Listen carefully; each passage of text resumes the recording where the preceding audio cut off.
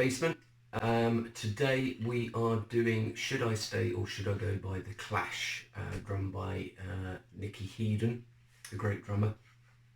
I've been playing this one for years, lots of years, and it wasn't until I had to do the lesson that I went on and then sort of found out what Nicky was actually playing, and it's been something completely different, so I've had to relearn the parts.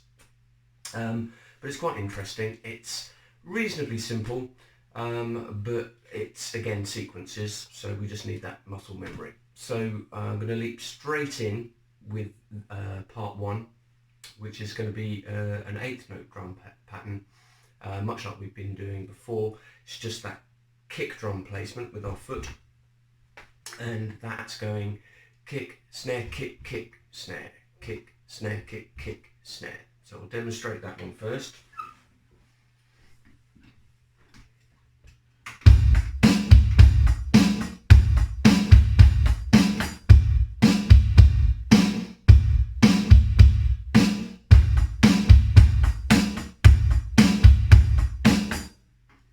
There we go.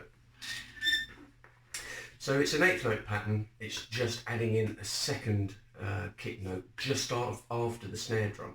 If we think 1, 1 and 2 and 3, 4. And that's where it's going on the and of 2 and on beat number 3.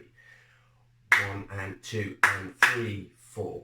1 and 2 and 3, 4. That's where it fits. Okay, so that's part one.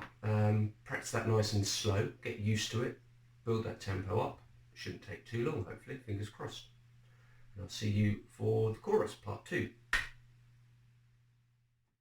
Hopefully that makes a little bit more sense and you're kind of getting there. Don't worry about the tempo. The tempo comes. I say that every lesson. Should be getting used to my little foibles and my little things that I end up doing. So what we're going to have a look at now is the chorus. Now in the chorus it feels like the tempo increases. The tempo actually kind of remains the same. What we're doing is we're doubling up the pattern. It can get called double time where the time doubles, or it can be double time because I like to think that we're playing twice as fast over the same tempo. So what that means is that we are playing the kick beats on the beat, so the 1, 2, 3 and 4, and the snares on the ands of those beats. So instead, not this, but instead of this, we have kick and snare and kick and snare, and we drop those and notes out and squish everything up. So now we're going to go kick and snare and kick and snare, and you see how that works? So everything's kind of pushed, compressed together, and it gives a sense of increase in tempo even though the tempo itself hasn't changed. So if I kind of count that out, 1 and 2 and 3 and 4 and 1 and 2 and 3 and 4 and 1 and 2 and 3 and 4 and 1 and 2 and 3 and 4 and... So the tempo isn't changing at all, we're just kind of compressing. Okay, and that's what's happening there in the chorus.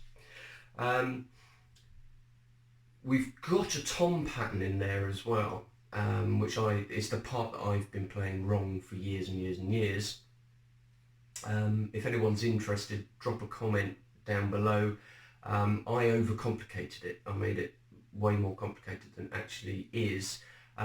Still sounds pretty good, but it's not what Nicky's playing. So what he's actually playing is a pattern on the toms. Now there's a chap on the internet who has worked this out. There's a bit of confusion as to what he's actually doing there. Some people think there's a double stroke here, and other when you listen to the playback without any of the other instruments, so it's just an isolated drum track, it's actually a little bit different. It's that. So it's a single tom hit with a kick drum, followed by a kick drum.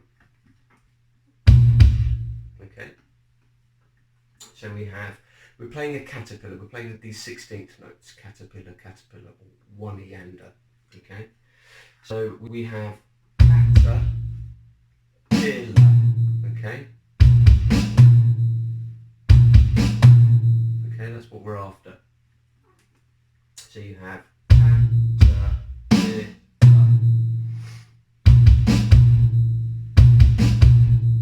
Okay, practice that part first because it feels a little strange. And then we add the, and that's kick followed by your hands.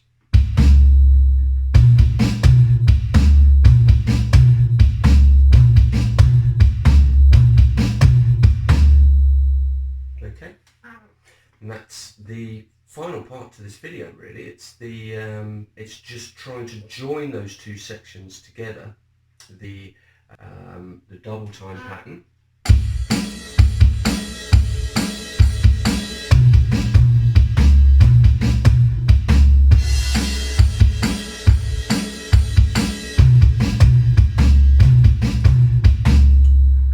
Okay, and then right at the very end of the chorus and of the song, we just have that.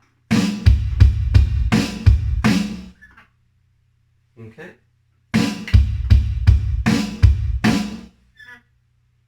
Hope that makes sense. It's just a flam on the snare drum.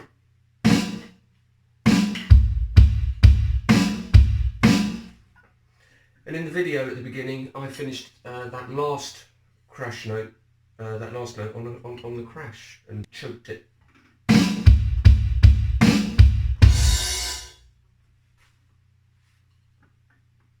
Again, bit of variation, doesn't hurt. Okay, so have fun with those. As always, practice them nice and slowly. Make sure you've got the sticking correctly, and then we know speed will come in time. I'll put the full playthrough up on YouTube. Hopefully there'll be a link there very shortly if it's not there straight away.